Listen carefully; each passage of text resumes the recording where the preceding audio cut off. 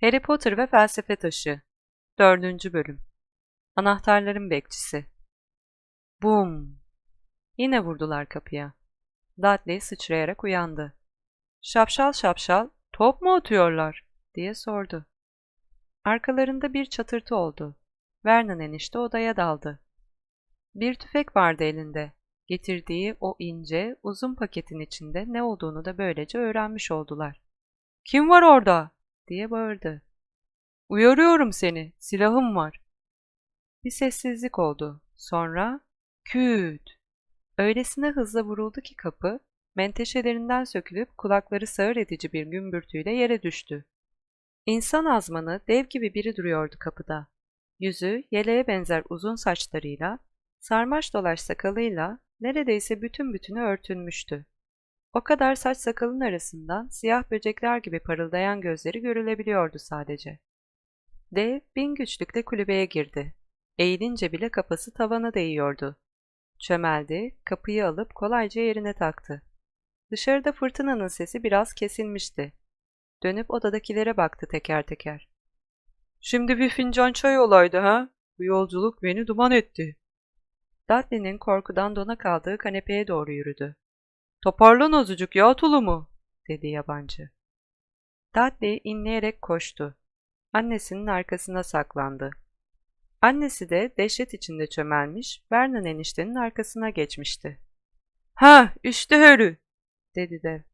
Harry başını kaldırıp yırtıcı, yabani, karanlık yüzüne baktı onun. Böceğe benzer gözlerin keyifle ışıdığını gördü.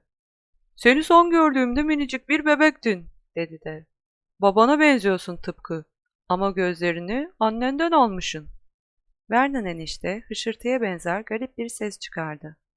"Hemen buradan gitmenizi istiyorum efendim," dedi. "Her şeyi kırıp döküyorsunuz." "Of, kapa çeneni Dursley, koca muşmula," dedi dev. Kanepenin arkasına uzandı, tüfeği Vernon eniştenin elinden aldı. Sanki lastikten yapılmış gibi kolayca büküverdi onu. Odanın bir köşesinde fırlatıp attı. Vernon enişte garip bir ses daha çıkardı, kuyruğuna basılmış bir fare gibi. Sırtını Dursley'lere dönerek, "Neyse Harry," dedi dev. "Doğum günün kutlu olsun. Bir şey getirdim sana. Belki üstüne oturmuşumdur ama nasıl olsa tadı değişmemiştir." Siyah paltosunun iç cebinden hafifçe ezilmiş bir kutu çıkardı. Harry titreyen parmaklarla açtı onu. İçinde kocaman, yapış yapış çikolatalı bir pasta vardı. Üstüne de yeşil kremayla "Mutlu yıllar Harry" yazılmıştı. Harry başını kaldırıp deve baktı. Teşekkür ederim demek istiyordu. Ama kelimeler boğazında bir yerlerde kayıplara karışmıştı sanki. Onun yerine "Sen kimsin?" dedi. Dev kıkırdadı. "Doğru, kendimi tanıtmadım. Ben Rubeus Hagrid. Hogwarts'ta anahtarların ve toprakların bekçisi." İnanılmaz büyüklükte elini uzattı. Harry'nin bütün kolunu sıktı. Ellerini ovuşturarak dedi. "Çaya gelmedi mi sıra? Şu anda çayın yerini başka bir şey tutamaz." Büzüşmüş gevrek paketlerinin durduğu ocağa ilişti gözleri. Burnunu çekerek homurdandı. Şömineye eğildi, ne yaptığını göremiyorlardı onun. Ama bir saniye sonra geri çekildi dev. Ocakta gürül gürül alevler yükseldi. Islak kulübeyi titrek bir ışık doldurdu. Harry sanki sıcak bir banyoya girmiş gibi tepeden tırnağa ısınıverdi. Dev, ağırlığı altında ezilen kanepeye oturdu yeniden. Paltosunun cebinden binbir türlü şey çıkarmaya başladı. Bakır bir güğüm, bir paket ezilmiş sosis, bir maşa, bir çaydanlık, kenarları kırık birkaç bardak, çay yapmaya başlamadan önce bir fırt çektiği kehribar rengi sıvıyla dolu bir şişe. Kısa sürede kulübe sosis cızırtısıyla, kokusuyla doldu. Kimse ağzını açmadı dev çalışırken. Ama tombul, yağlı, hafifçe yanmış ilk 6 sosisi maşayla alırken Dudley şöyle bir kıpırdadı. Vernon enişte, "Vereceği hiçbir şeye elini bile sürmeyeceksin Dudley," dedi sert sert. Dev belli belirsiz kıkırdadı. "Zaten o pasta göbekli oğlun şişeceği kadar şişmiş Dursley. Kafanı takma." Harry'e uzattı sosisleri. Harry öylesine açtı ki daha önce ağzına bu kadar lezzetli bir şey koymamış gibi geldi ona. Yine de gözlerini devden ayıramıyordu. Sonunda baktı ki kimsenin bir şey söylediği yok. "Özür dilerim ama gerçekten kim olduğunuzu hala bilmiyorum," dedi. Dev çaydan bir yudum alıp elinin tersiyle ağzını sildi. "Hagrid de bana. Herkes öyle der. Söyledimdi ya, Hogwarts anahtarlarının bekçisiyim. Hogwarts'ı biliyorsun elbet." Hayır," dedi Harry. Hagrid şaşa kaldı. Hemen, "Özür dilerim," dedi Harry. "Özür mü dilersin?" diye kükredi Hagrid. Gölgeleri büzülmüş Dursley'lere dikti gözlerini. "Asıl onlar özür dilesin. Mektuplarının eline geçmediğini biliyordum. Ama Hogwarts'ı bilmediğin aklımın ucundan bile geçmediydi. Annenle babanın her şeyi nerede öğrendiğini hiç düşünmedi miydin?" "Nasıl her şeyi?" diye sordu Harry. "Nasıl her şeyi mi?" diye gürledi de. "Dur bir dakika." Ayağa fırladı. O öfkeli haliyle bütün kulübeyi kaplamış gibiydi. Dursley'ler duvar dibine sinmişlerdi korkuyla. Dev, "Yani siz şimdi," diye kükredi. Bu çocuğun hiçbir şey bilmediğini mi söylüyorsunuz? Hiçbir şey." Harry ipin ucunun biraz kaçtığını düşündü. Ne de olsa okula gidiyordu. Notları da hiç fena sayılmazdı. "Bir takım şeyleri biliyorum," dedi. "Toplama çıkarma gibi şeyleri pekala yapabilirim." Ama Hagrid elini şöyle bir salladı havada. "Bizim dünyamız hakkında yani," dedi. "Senin dünyan, benim dünyam, ana babanın dünyası." "Ne dünyası?" Hagrid patlamak üzereydi sanki. "Dursley!" diye gürledi. Bembeyaz kesilmiş Vernon enişte May gibisinden bir şeyler mırıldandı. Harry'e şaşkınlıkla baktı Hagrid. "Ana babanı biliyorsundur elbet," dedi. "Ünlü kişiler onlar. Sen de ünlüsün." "Ne? Annemle babam ünlü müydü yani?" "Bildiğin yok, bildiğin yok." Hagrid deli deli bakışlarını Harry'e dikti. Parmaklarını saçlarından geçirdi. "Kim olduğunu bilmiyor musun?" dedi sonunda. Vernon enişte sesine kavuştu birdenbire. "Dur!" diye buyurdu. "Dur bakalım efendi. Çocuğa bir şey söylemeni yasaklıyorum." Vernon Dursley'den daha yüreklisi bile Hagrid'in kendisine bakışından tir tir titrerdi. Hagrid konuştuğunda söylediğinin her hecesi öfkeyle zangırdıyordu. "Demek hiç söylemediniz ona. Dumbledore'un bıraktığı mektupta yazılanları anlatmadınız. Oradaydım ben. Dumbledore'un bıraktığını kendi gözlerimle gördüm Dursley. Demek bunca yıl ondan sakladınız." Harry, "Ne sakladılar benden?" diye sordu merakla. Vernon enişte telaşla, "Dur, yasaklıyorum sana," diye bağırdı. Petunia teyzenin korkudan nefesi tıkandı. "Ne halt ederseniz edin ikiniz de," dedi Hagrid. "Harry, sen bir büyücüsün." Kulübeye sessizlik çöktü. Sadece uğuldayan rüzgarla denizin sesi duyuluyordu şimdi. Soluğunu tutarak, "Neyim?" dedi Harry. Hagrid artık daha da çöken, daha da inildeyen kanepeye oturarak, "Büyücüsün elbet," dedi. "Azıcık eğitilirsen hem de kralı olursun. Öyle bir ana baba her çocuğa nasip olmaz. Artık şu mektubunu da okumanın vakti geldi." Harry sarımsı zarfı almak için elini uzatabildi sonunda. Üstünde zümrüt yeşili mürekkeple Mr. H. Potter, giriş katı, kayalar üstündeki kulübe, deniz yazılıydı. Mektubu çıkarıp okudu. Hogwarts Cadılık ve Büyücülük Okulu. Müdür Albus Dumbledore. Merlin nişanı, büyük usta, yüksek cadı, baş sihirbaz, yüce başbu, Uluslararası Büyücüler Konfederasyonu. Sayıp Mr. Potter, Hogwarts Cadılık ve Büyücülük Okulu'nda yerinizin ayrılmış olduğunu size bildirmekten mutluluk duymaktayız. Gerekli kitap ve gereçlerin listesi ilişikte sunulmuştur. Ders yılı 1 Eylül'de başlamaktadır. Baykuşunuzu 31 Temmuz'dan önce göndermenizi dileriz. Sevgilerimizle Minerva McGonagall, Müdür Yardımcısı. Harry'nin kafasında havai fişekler gibi patlamaya başladı sorular. Önce hangisini soracağına karar veremiyordu. Birkaç dakika sonra kekeleyerek, "Ne demek bu? Baykuşumu bekliyorlar ne demek?" diye sorabildi. "Vay canına, şimdi aklıma geldi," diye bağırdı Hagrid. Elini alnına öyle bir vurdu ki Bu vuruşta bir atlı arabayı devirebilirdi. Paltosunun içindeki bir başka cepten bir baykuş, gerçek, canlı, azıcık perişan görünüşlü bir baykuş, uzun bir tüy kalem, bir tabakada parşömen kağıdı çıkardı. Dili dişlerinin arasında birkaç satır çiziktirdi. Harry tepesinden bakarak tersten okudu. Sayın Mr. Dumbledore, Harry'nin mektubu verildi. Yarın onu alacaklarını almaya götürüyorum. Hava felaket. Umarım iyisinizdir. Hagrid. Hagrid notu kıvırdı, baykuşun gagasına tutuşturdu. Kapıya gidip fırtınaya attı baykuşu. Sonra dönüp sanki telefonla konuşmak gibi sıradan bir iş yapmışçasına oturdu. Harry ağzının bir karış açık olduğunu fark etti. Hemen kapattı onu. "Nerede kalmıştım?" dedi Hagrid. Ama o anda Vernon enişte, yüzü hala kül rengi, şöminenin ışığına yaklaştı öfkeyle. "Gitmiyor," dedi. Hagrid homurdandı. "Görelim bakalım, senin gibi şişko bir muggle onu nasıl durduracakmış," dedi. Harry ilgiyle, "Bir ne?" dedi. "Bir muggle," dedi Hagrid. "Onun gibi büyü dışı insanlara öyle deriz biz. Sende de amma talif varmış ya. Ömrümde gördüğüm en su katılmamış muggle ailesinde büyümüşsün." Vernon enişte, "Onu aldığımızda bütün bu saçmalıklara son vereceğimize yemin etmiştik," dedi. "Onu bundan sıyıracağımıza, sihirbazlık denen şeyden." "Biliyordunuz öyleyse," dedi Harry. "Sihirbaz olduğumu siz de biliyor muydunuz?" Petunia teyze ansızın, "Biliyorduk," diye bağırdı. "Biliyorduk, tabii biliyorduk. O hınzır kardeşim başka bir şey miydi yani? Sen ne olacaktın? O da bir mektup aldı böyle. Sonra ortadan yok olup oraya gitti, okul dedikleri yere.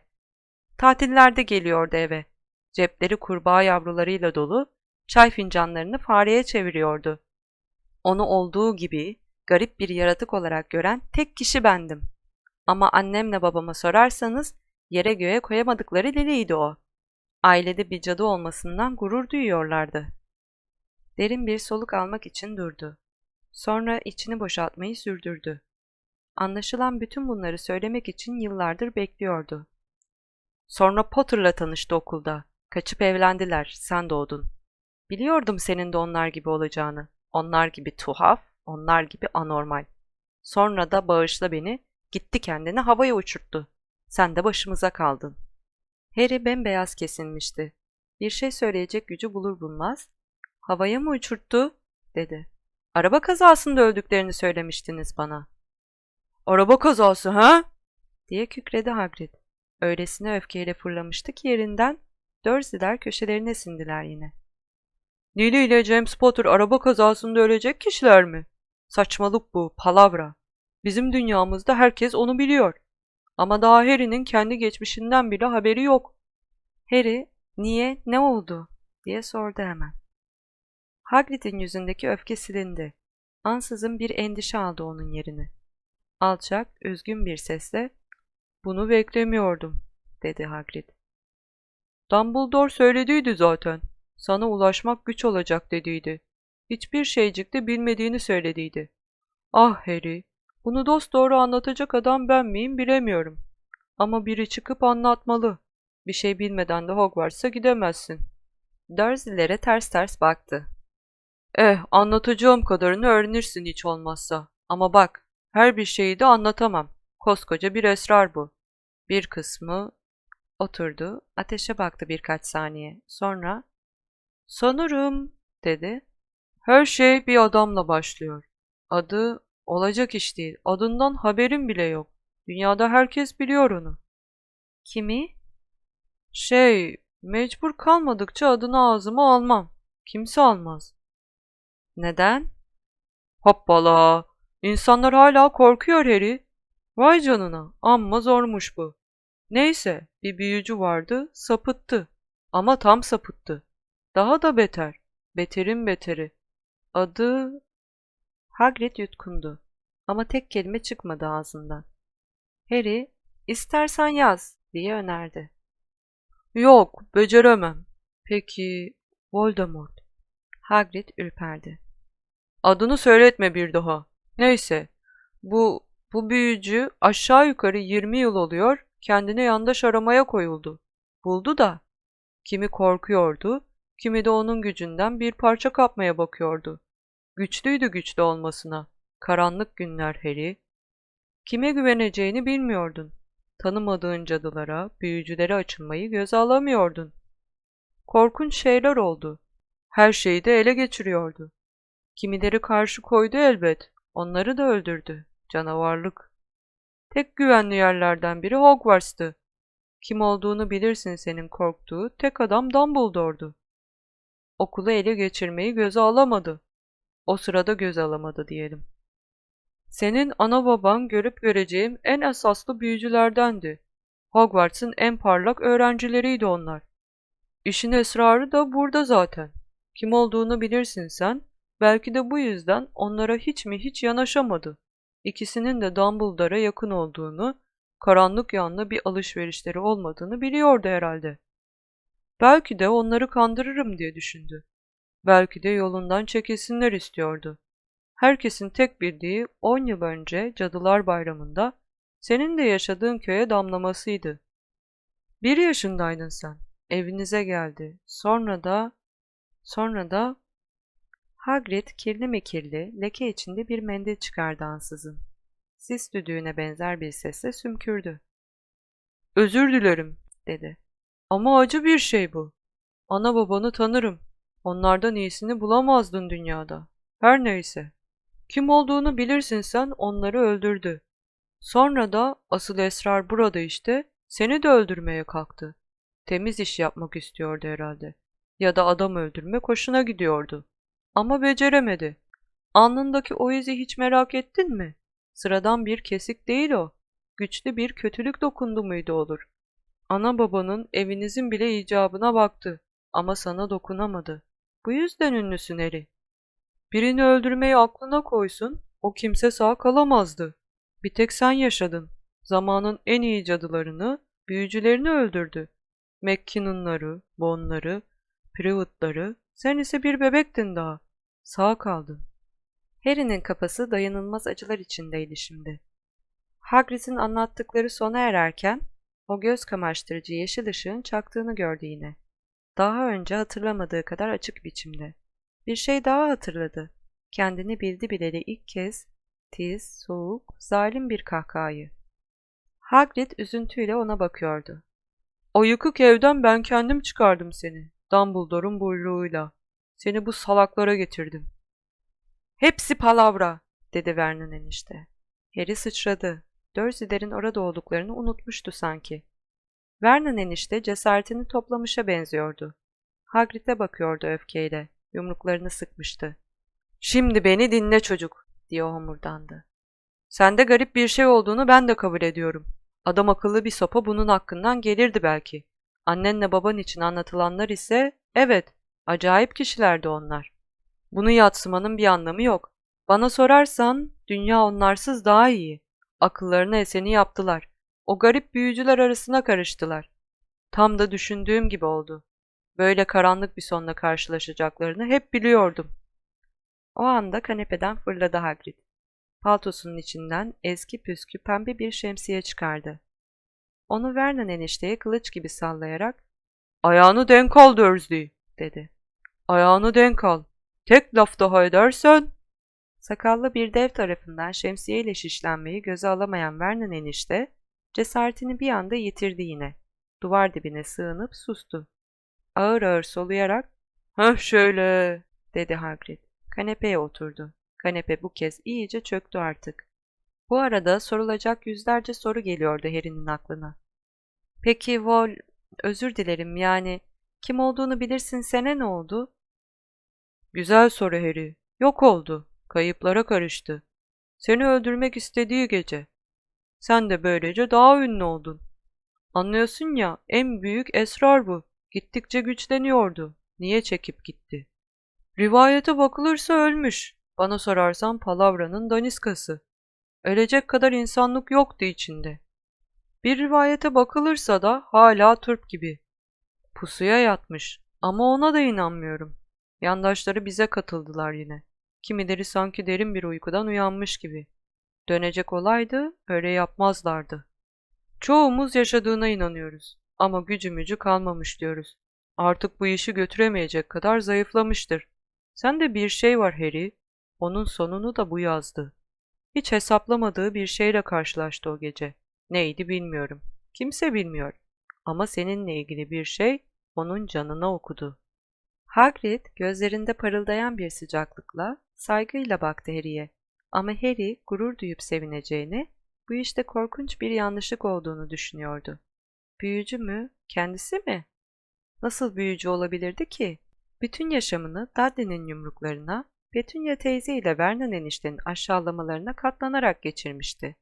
Eğer bir büyücü olsaydı, kendisini dolaba her kapamaya kalkışlarında, onlar da sihirli birer kurbağaya dönüşmezler miydi? Bir zamanlar dünyanın en büyük sihirbazını alt etmişti demek. Peki nasıl olmuş da Dudley onu boyuna top gibi tekmeleyip durmuştu? Hagrid, dedi usulca. Galiba bir yanlışlık yaptın. Ben büyücü olamam. Hagrid'in kıkırdadığını görünce şaşırdı. Büyücü değilsin ha? Korktuğunda ya da öfkelendiğinde hiç mi olmadık şeylerin gerçekleşmesine yol açmadın? Ateşe baktı Harry. Şimdi düşünüyordu da ne zaman teyzesiyle eniştesini çileden çıkaracak garip bir şey olduysa Harry ya tedirgindi ya da öfkeli. Dudley çetesi tarafından kovalanırken artık nasıl olduysa kendini damda buluvermişti. O gülünç tıraşla okula gitmeye utanırken saçları uzayıvermişti. Hele Dudley en son kendisine vurduğunda öcünü almamış mıydı? Hem de farkına bile varmadan. Onun üstüne bir boğa yılanı salmamış mıydı? Gülümseyerek Hagrid'e baktı. Onun da sevgiyle ışıl ışıl gülümsediğini gördü. "Gördün mü?" dedi Hagrid. "Harry Potter büyücü değil ha? Bak bakalım Hogwarts'ta bir anda nasıl üne kavuşacaksın." Ama Vernon eniştenin kolay kolay teslim bayrağı çekmeye niyeti yoktu. "Gitmiyor demedim mi sana?" diye tısladı. "Stonewall High'a gidecek. Gittiğine de şükredecek. O mektupları okudum. Bir sürü ıvır zıvır gerekiyormuş. Büyük kitapları, asalar. Hagrid, gitmek isterse senin gibi koca bir muggle onu durduramaz, diye kükredi.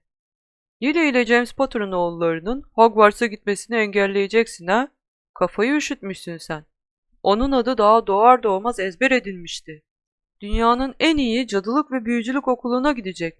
7 yıl sonra kendi kendini bile tanıyamaz. Kendi akranlarıyla yaşayacak. O kadar da değişiklik olsun artık. Hogwarts'ın görüp göreceği en büyük müdür yetiştirecek onu. Albus Dumbledore. Ona hokkabazlık öğretmesi için kafadan çatlak sersem bir ihtiyara para mara veremem, diye bağırdı Vernon enişte. Ama çok ileri gitmişti artık. Hagrid şemsiyesini kaptığı gibi onun kafasına indirdi. "Sakın!" diye gürledi. "Albus Dumbledore için benim yanımda kötü bir laf etme." Şemsiyesini havada vınlatarak Dudley'e doğru uzattı. Eflatun bir ışık çaktı. Havai fişek gibi bir ses duyuldu. Tiz bir ciyaklama. Bir saniye sonra da Dudley oracıkta, ellerini tombul poposunda kenetlemiş dans ediyor, bir yandan da acı içinde uluyordu. Sırtını onlara döndüğünde, pantolonundaki bir delikten fırlamış kıvırcık bir domuz kuyruğu gördü Harry. Vernon enişte kükredi. Petunia teyzeyle Dudley'i öteki odaya sürüklerken, dehşet içinde son bir kez baktı Hagrid'e. Kapıyı çarparak kapadı. Şemsiyesine baktı Hagrid. Sakalını sıvazladı. Pişmanlıkla, "Keşke kendimi tutaydım," dedi. "Ama olacağı varmış. Domuza çevirmek istediydim onu ama zaten domuzun tekiydi. Bana fazla bir iş düşmedi." Çalı gibi kaşlarının altından Harry'e bir göz attı. "Aramızda kalsın. Bunu Hogwarts'ta kimseye söylemezsen memnun olurum," dedi. "Doğrusunu istersen benim büyü yapmamı istemiyorlar. Azıcık yapmama izin verdiler. Seni izleyeyim, mektupları ulaştırayım diye. Bu işi üstüme almayı da onun için istedim." Harry, "Büyü yapmana neden izin vermiyorlar?" diye sordu. Ben de gittiydim Hogwarts'a ama ne yalan söyleyeyim kovuldum. 3. yılımda. Asamı kırdılar. Ortadan ikiye böldüler. Ama Dumbledore bekçi olarak tuttu beni. Büyük adam şu Dumbledore." "Niye kovdular seni?" Yüksek sesle, "Geç oldu artık. Yarın çok işimiz var," dedi Hagrid. "Kente gitmemiz gerek. Kitap filan alacağız." Kalın siyah paltosunu çıkarıp Harry'e fırlattı. "Giy şunun altına," dedi. "Azıcık kıpraşırsa kafanı takma. Galiba ceplerden birinde bir çift sıçan olacak."